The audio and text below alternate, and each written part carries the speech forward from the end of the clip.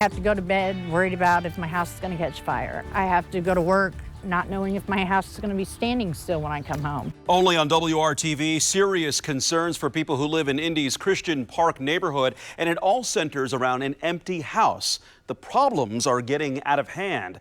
Thanks for joining us tonight at 11. I'm Mark Mullins. Neighbors tell our Amber Grigley people experiencing homelessness have moved into the vacant home near English Avenue and Sherman Drive and destroyed it, leaving behind trash, feces, and even setting fires. After asking for help from the city, IMPD, and other agencies, they called us. Now, this home may be boarded up, but it's not stopping deplorable conditions on this property. Neighbors say between the odor, trash, and rodents, they have reached their breaking point and begging for help. I walked up on the porch and the odor was so bad it hit you in the face.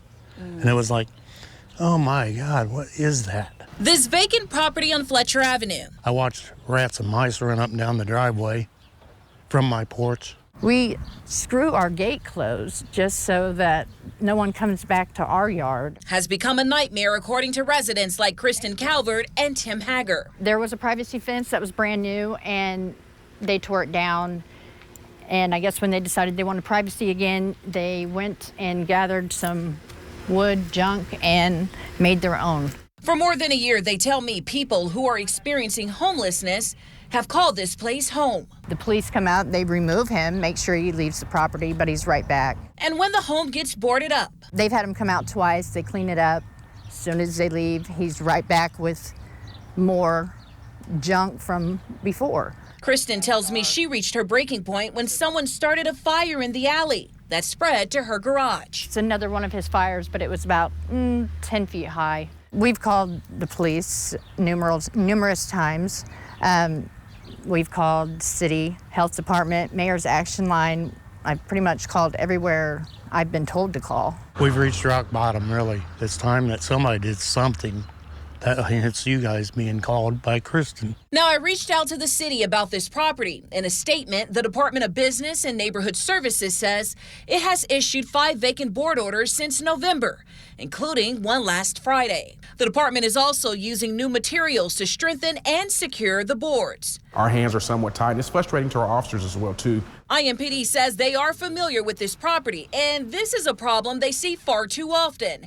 However, it is not an easy fix. We have to have a victim, and sometimes it's extremely difficult for our officers to prosecute or make an arrest without the property owner.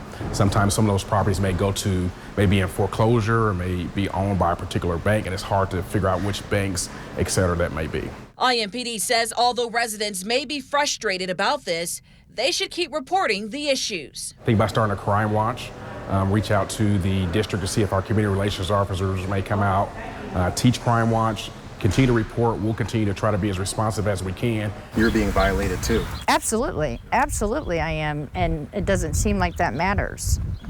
They have rights, I don't have rights, I guess. That's how I feel, and that's the way it looks like to me. They're more concerned with their rights than mine. Working for you, I'm Amber Grigley, WRTV. Now, the city told Amber the property owner will be billed if the city has to board the house again. Neighbors should continue to call the Mayor's Action Center or go to request.indy.gov. For emergencies at the home, call 911.